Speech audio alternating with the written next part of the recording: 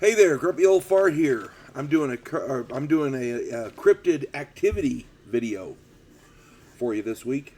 This week I'm going to talk about a Bigfoot attack, which was reported by a man named Jerry Cline. Now, I first came across this 911 video, and it was kind of chilling. So I did a little more research. Turns out it actually It seems pretty credible to me, so I'm going to do a video on it. Here we go. A man named Jerry Cline made a 911 call when, according to him, two large hairy bipeds with red glowing eyes began beating on and rocking his trailer. Cline had been camping in a wooded area in August of 2013.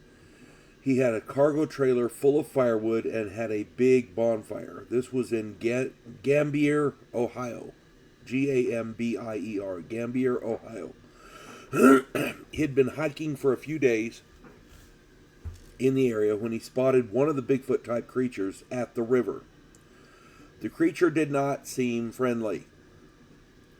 He turned and ran to his campsite and hid in his cargo trailer. That night he slept with his 12-gauge right there with him. He never saw anything about the creature, but in the morning there were signs that the creature had visited his campsite. The 911 call came the very next night. He saw one of the creatures looking in his trailer window and heard growling from at least two different creatures on the opposite sides of the trailer. They had been rocking the trailer, and Cline was banging on the walls trying to get them to go away. Now, I've listened to the 911 call, and you can hear the fear and desperation in his voice. That man was terrified. He was begging the operator to stay on the line.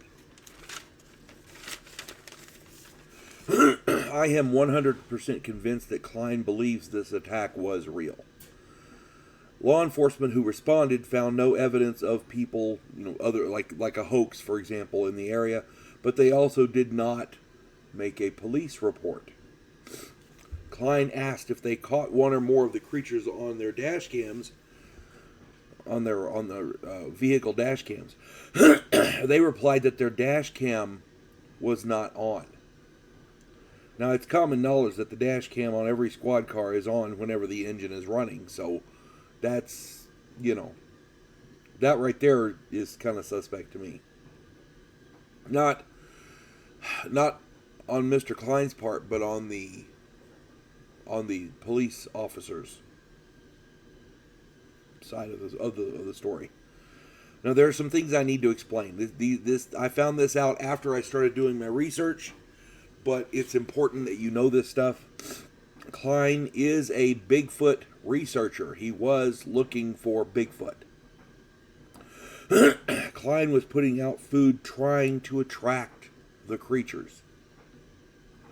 Cline survived a stroke several years before, and his voice is normally a bit slurred. He had a few beers before the attack occurred. Someone asked if he is a Bigfoot researcher, why would he bring a shotgun? And my reply is, if you expect to interact with a 7 to 12 foot tall creature weighing in at between 800 and 1,500 pounds, why wouldn't you bring a firearm? You'd be stupid not to.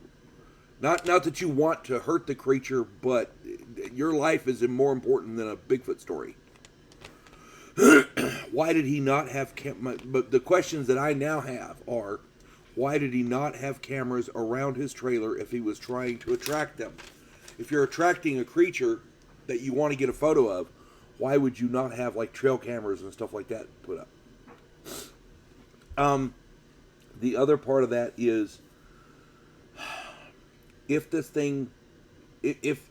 he saw this thing the previous night at the river, and there were signs that it came to his camp, why would he not bring that 12 gauge to his trailer again that night? I mean, to me that makes sense. I would have more than a 12 gauge myself, but, you know, that's just me. I'm kind of a gun nut. But, again, you don't want to hurt the creature, but your life is more important than a photograph, you know. There is a lot about this account that would make you question its veracity. If the 911 call didn't exist, I probably wouldn't have given this story a second notice, a second glance. You know, I really wouldn't have given it a second thought. But the 911 call is there. It's real. We know police responded to the call. Yet there is no police report and there's no dash cam footage. This adds up, in my mind, at least, to a semblance of credibility. If the police had responded and there was dash cam footage showing nothing and a police report stating they found nothing, then Cline could reasonably be suspected of something underhanded, a hoax or whatever. The fact that the police who responded didn't file a report, even if it was private property, because that was the excuse they made, and they have no dash cam footage, tells me something is going on. Is there a cover-up? Did the police see something that they couldn't explain and didn't want to appear crazy? Were they in fear for their jobs? If they did report something, it's like pilots reporting UFOs. Oh yeah, okay, well we're going to put him on a desk for the rest of his career. That kind of thing, you know. Maybe it's the same thing with these cops. I don't know. In the 911 call, he actually says he's being attacked by Bigfoot. When they send the police out there, they actually tell the cops, the responding officers, yeah, he thinks he's being attacked by a Bigfoot. I know there are alternate channels. I know there are different ways to communicate with the police officers in the car. Is it possible they said, hey, you're going to go out there and you're not going to find nothing because this is too crazy to report. If we report this, they're gonna do an audit of our police force here, and we really don't want that. Something along those lines, for whatever reason. To me,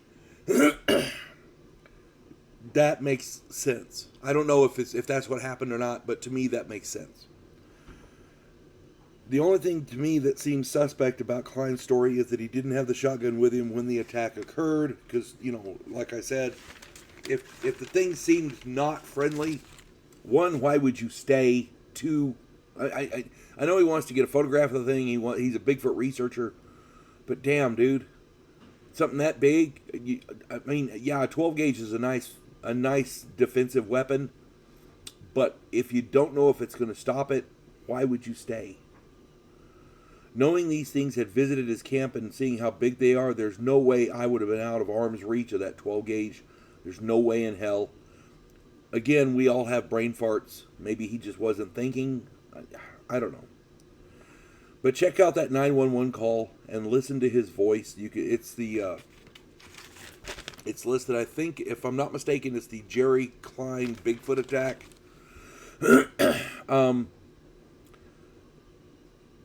Listen to that 911 call and listen to his voice. And then come back to this video and put in the comments whether or not you think this is a real event or a hoax. If that 911 call did not exist, I would be inclined to believe it was a hoax. But listening to that call, if that's a fake, if he faked that call, if he's acting, that dude deserves some kind of an award, Academy Award or something, because you can hear the fear in his voice. You feel for the man, you know? So yeah, put in the comments what you think, and it's okay to disagree with me. That's okay. I don't have a problem with that. But again, listen to the 911 call for yourself. That's all I'm saying.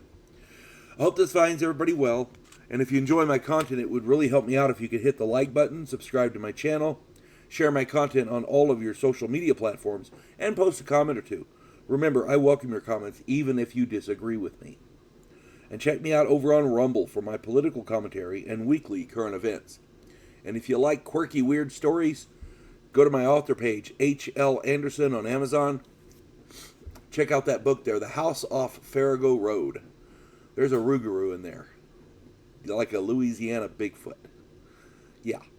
My books are not like any... There's a lot of other books there too. My books are not like anything you've ever read. I guarantee it.